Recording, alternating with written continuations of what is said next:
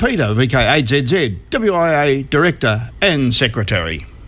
This is Editor-in-Chief of Amateur Radio Magazine, Roger Harrison, VK2ZRH. You should be receiving the latest edition of Amateur Radio Magazine, issue 3 for 2022, in mailboxes and newsagents from late last week. As foreshadowed, the theme for the issue is Homebrew, Hacks and Hints. So, to continue this line from the few items I highlighted last week, we have Building an Automatic Tuner for a Magnetic Loop Antenna by John Forrest, VK3 Juliet November Foxtrot, VK3JNF. John built his own version of the Plastic Fantastic Magnetic Loop Antenna project by Jim Tregellis, VK5 Juliet Sugar Tango, VK5JST, published in the September 2017 issue of Amateur Radio.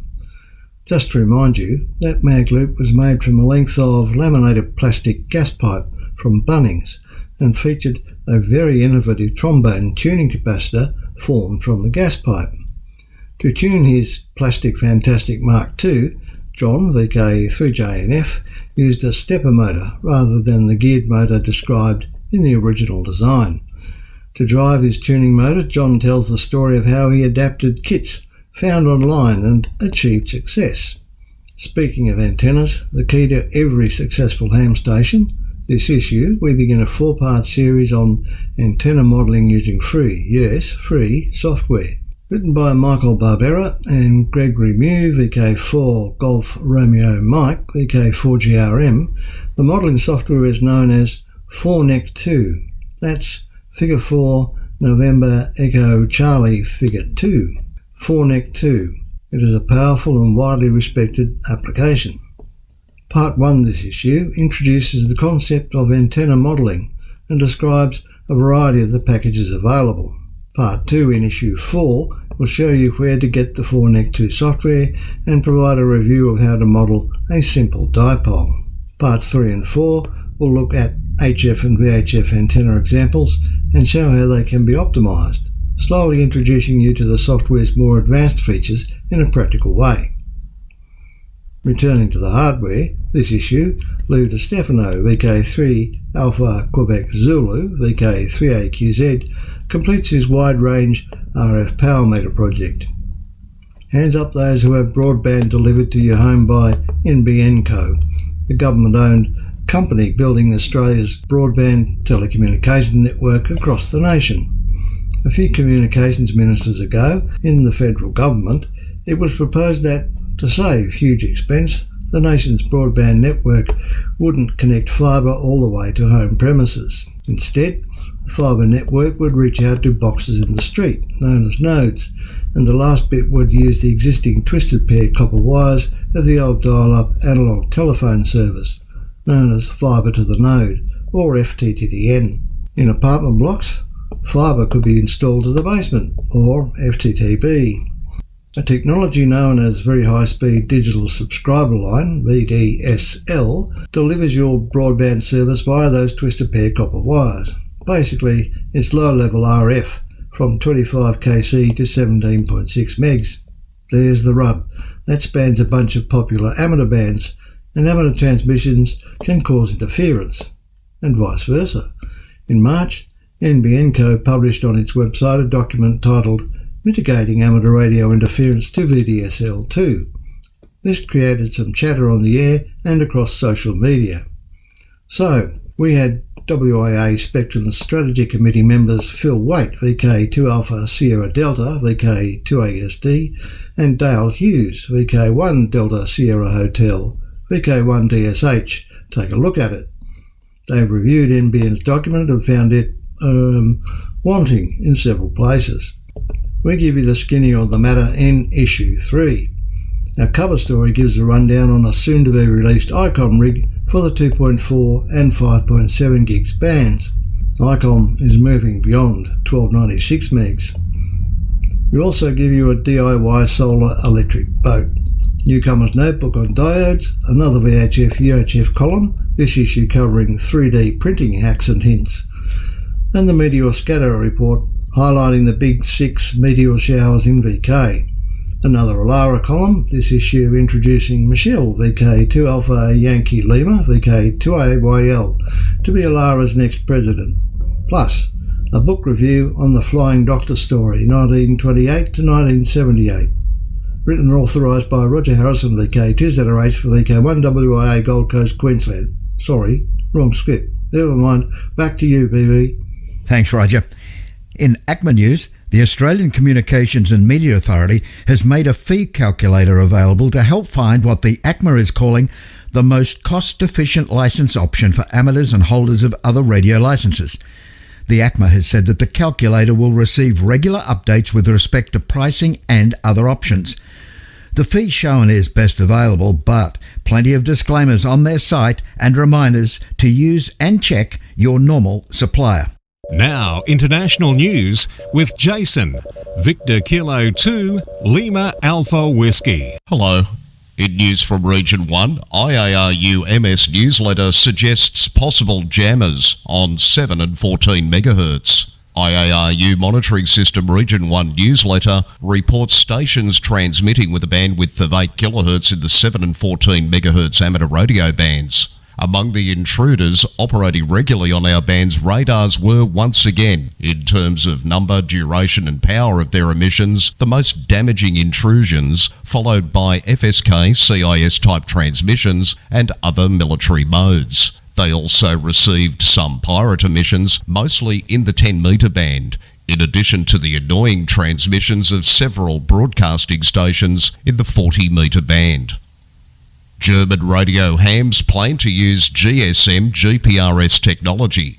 German radio amateurs have been given a grant of almost 400,000 Australian dollars, 249,424 euros by ARDC to develop software that will allow the use of GSM GPRS technology on amateur radio bands. Open source mobile communications, Osmocom, is an umbrella project fiscally sponsored by the Deutsche Amateur Radio Club that hosts, develops and maintains mobile communications and SDR open source projects with a main focus on cellular telephony systems. Osmocom identified a gap between the last decade of very promising open source developments in cellular technology and the requirements of being able to use this in the context of amateur radio. This grant will be used to develop software that will allow the use of GSM GPRS technology on amateur radio bands. Organisers in the UK are preparing for a summer camping festival they describe as, quote, a temporary village of geeks, crafters and technology enthusiasts, end quote. 2,000 people or more are expected at Electromagnetic Field, which will bring technology, scientific curiosity and a special event amateur radio station to East Nor Castle Deer Park in Herefordshire. The volunteer-run not-for-profit event is taking place between the 2nd and 5th of June and includes an amateur radio village, Golf X-Ray 1 Echo Mike Foxtrot, and AMSAT UK village, Golf Bravo 4 Echo Mike Foxtrot. In addition to speakers and workshops on everyone's favourite tech to picks, there will also be music and other entertainments. The event is held every 2 years. IARU Region 1 interim meeting in June. Norway's body NRRL reports the IARU Region 1 interim meeting will take place during the Ham Radio Fair in Friedrichshafen. These interim meetings are preparatory meetings held the year before the ordinary IARU Region 1 conference, and the main purpose of the meeting is to prepare matters that are urgent and/or are of greater scope.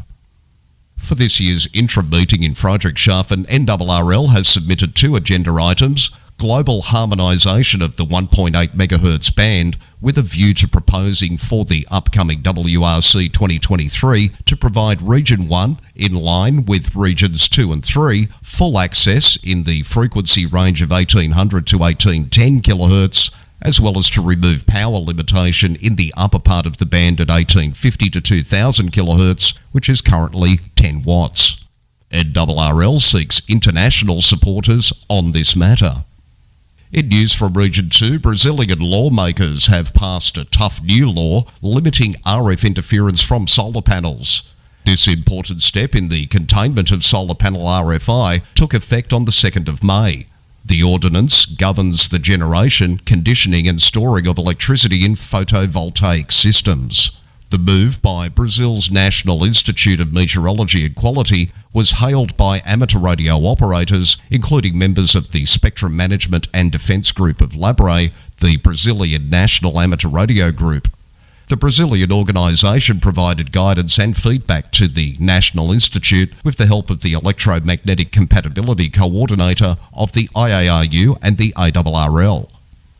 And in news from Region 3, ham radio used illegally on tour boat that sank. A Japanese tour boat that sank last month, killing 11 of the 26 people on board, was making use of amateur radio illegally as one of its main communications methods, according to a report in one of Japan's main daily newspapers and the story picked up by Amateur Radio Newsline. Japan's Radio Act forbids the use of amateur radio for profit-making purposes, but according to a report on the Mainichi Shimbun news site, the Yazoo I tour boat relied often on ham radio to communicate with the office, other tour operators and other ships. The boat sank in northern Japanese waters. The news account said that it was believed that the captain of the boat was unable to send a signal on his mobile phone and the onboard satellite phone was broken. The news report said that another cell phone was used to summon help but did not identify who it belonged to. Anyone found guilty of violation of the Radio Act faces a possibility of as much as 1 year in prison or a fine of 1 million yen, the equivalent of about 11,000 Australian dollars. For VK1 WIA National News in Sydney, I'm Jason, VK2LAW.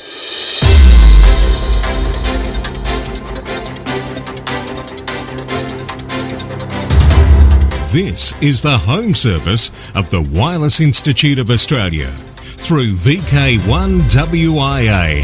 Now operational news with Felix, VK4 FUQ. Hello there. Yes, now contest-wise 2022. VK Shires Contest 11 June. WIA VHF UHF Field Days Winter 0200 hours UTC Saturday 25 June through 0159 hours UTC Sunday 26 June. Debits for the Western Australians VK6. IARU HF World Championship next contest is July 9 and 10. WIA Trans-Tasman Low Band Contest 16 July. The Trans-Tasman Contest held on the third weekend in July aims to encourage low band activity between VK and ZL. RSGB IOTA Contest is July 30-31. WIA RD or Remembrance Day Contest weekend closes the 15th of August each year. So next is Saturday, Sunday, August 13 and 14. WIA NZIRT Oceania Contest. Phone, first full weekend in October, 0600 hours UTC Saturday to 0600 hours UTC Sunday. CW, second full weekend in October, 0600 hours UTC Saturday to 0600 hours UTC Sunday. Log deadline for all logs 31st October. Next contests are fast approaching, and here joining me is VK3 FUR Mikala. CQ Pride, a contest celebrating diversity in amateur radio, is right around the corner. Join amateurs in celebrating Pride Month this year by entering the CQ Pride contest on the 4th and 5th of June. CQ Pride aims to be a relaxed contest for all modes and all non-WARC bands, making it perfect for small clubs and newcomers. Use of SATs, repeaters, internet links is permitted. For full rules and more information, see prideradio.group/contest. I've been Michaela, VK3FUR for Pride Radio Group. New worldwide digital contest also June 4-6. DX Window. The Ecuador DX Club will operate special event station HD1E from Quito tomorrow, Monday, May 23rd and Tuesday, May 24th. The HEMS are celebrating Ecuador's bicentennial Independence Day, which is May 24. All HF bands using all the usual modes. QSL via LOTW. A free commemorative diploma will be available for all successful contacts. Other hams in Ecuador who are members of the HCDX group have been using the call sign HD200BP since May the 1st from Quito, and will continue until the end of May. They are commemorating the 200th anniversary of the Battle of Pichincha. Look for them on the HF bands using SSB and FT8, FT4. QSL via EC5R. Italy. Members of the 4U1 GSC group from the United Nations Global Service Centre in Brindisi are QRV with special call 4U9MAY and 4U1 GSC until May 31 to commemorate International Day of UN Peacekeepers. Activities on 160 to 10 metres, QSL via 9A2AA. Rainer will be using the call sign TO2AZ from Basadere Island, Guadeloupe, between May 27 and June 10. Rainer will operate 40 to 10 metres, including 30, 17 and 12 metres, using CW and SSB. QSL to his home call DL2AAZ.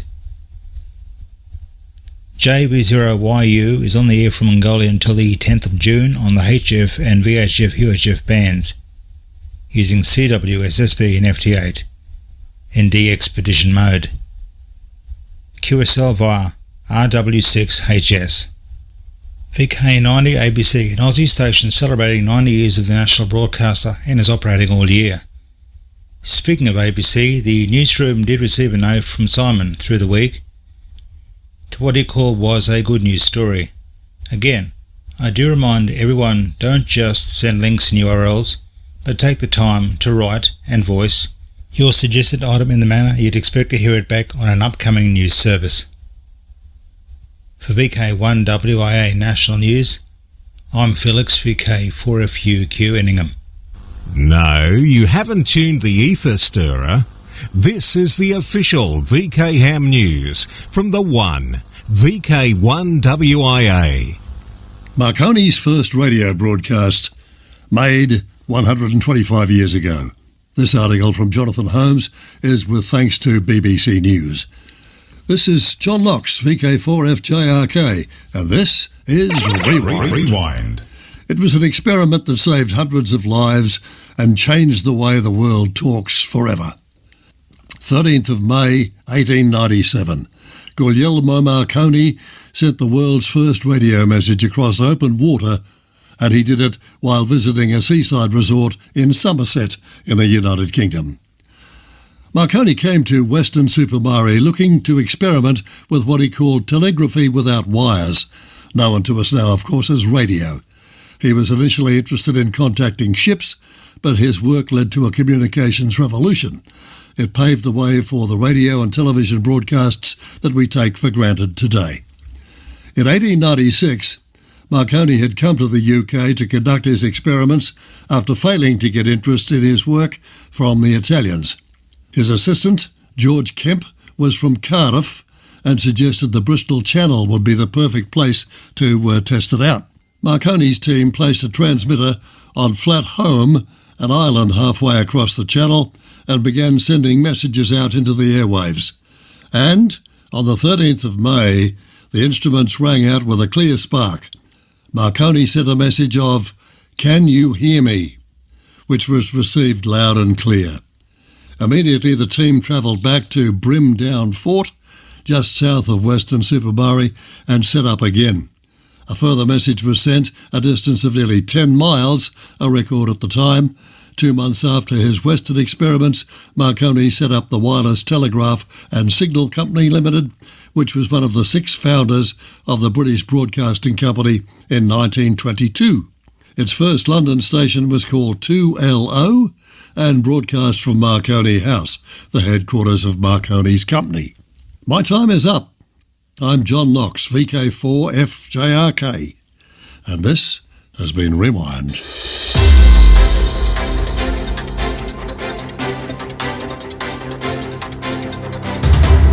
This is the home service of the Wireless Institute of Australia through VK1WIA. Now, special interest group news with Bruce, VK3FFF.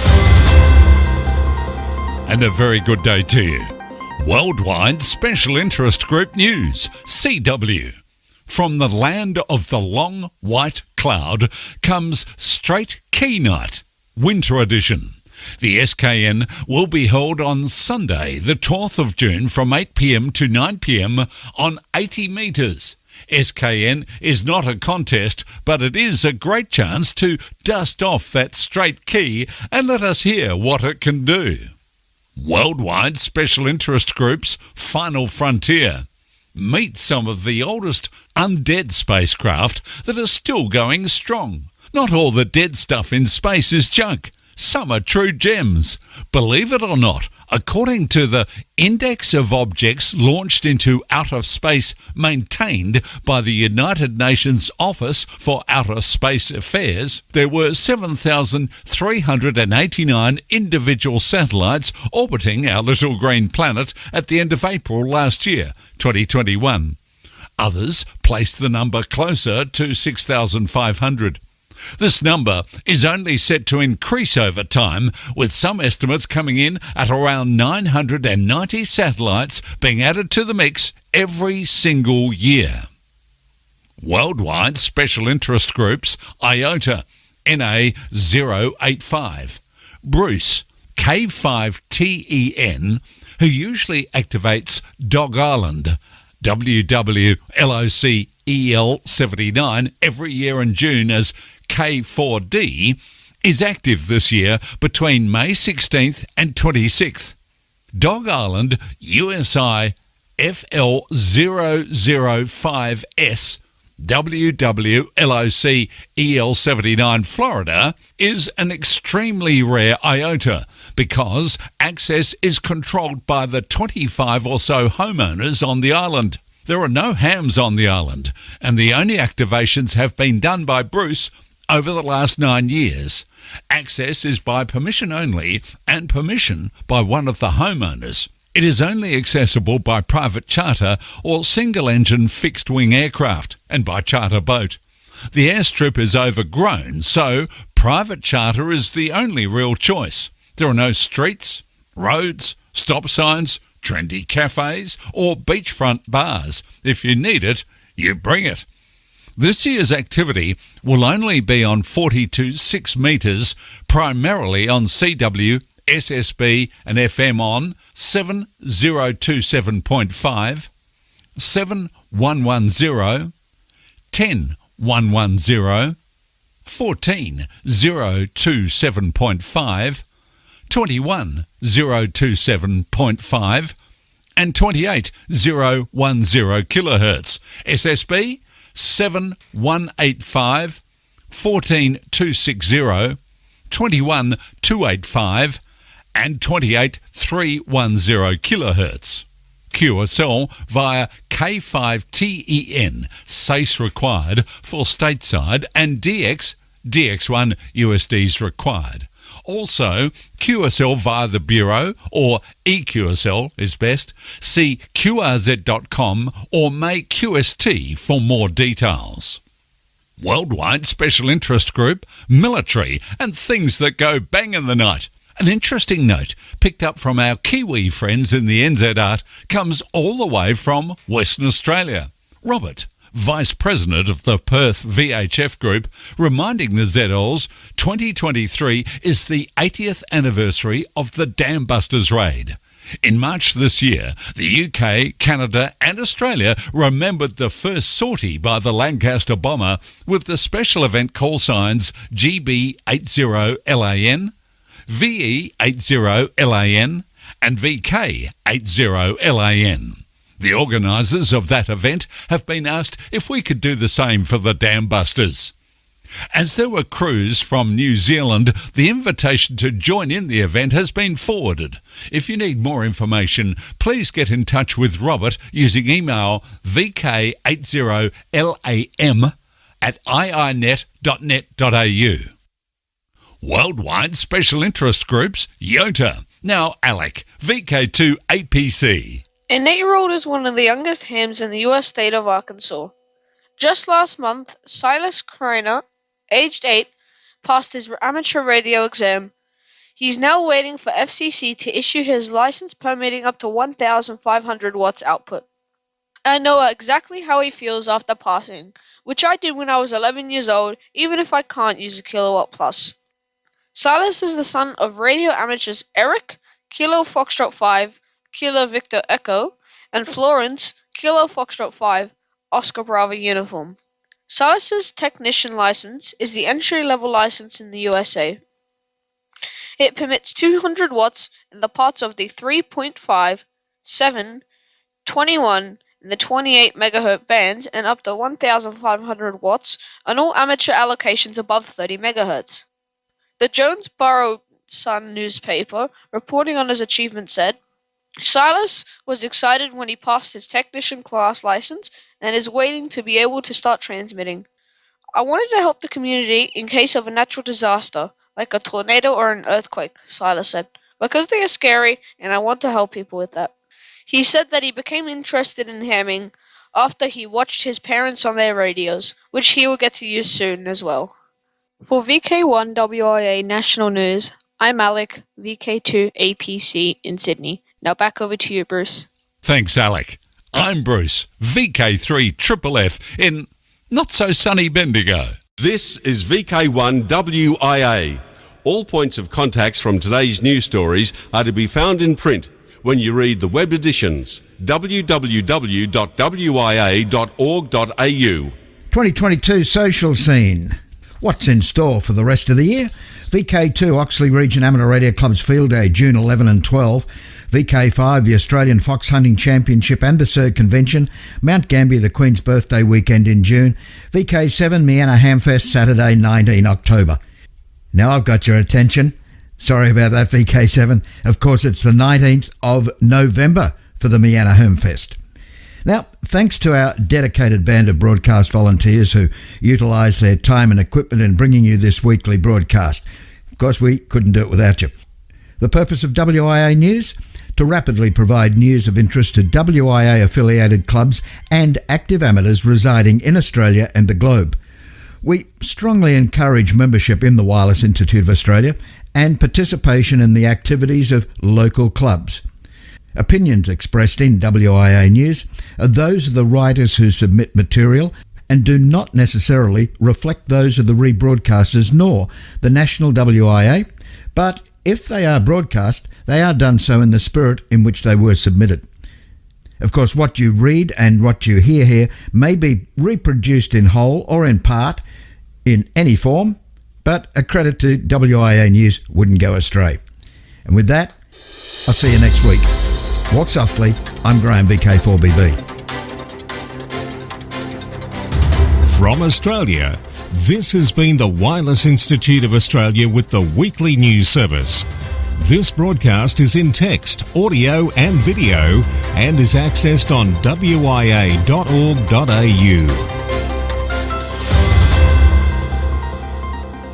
Courtesy of Bevan, VK5 BD's ATV and YouTube channel, this has been WIA National News. We're back now, live and local, and your voice, your callbacks. And don't forget, tick like.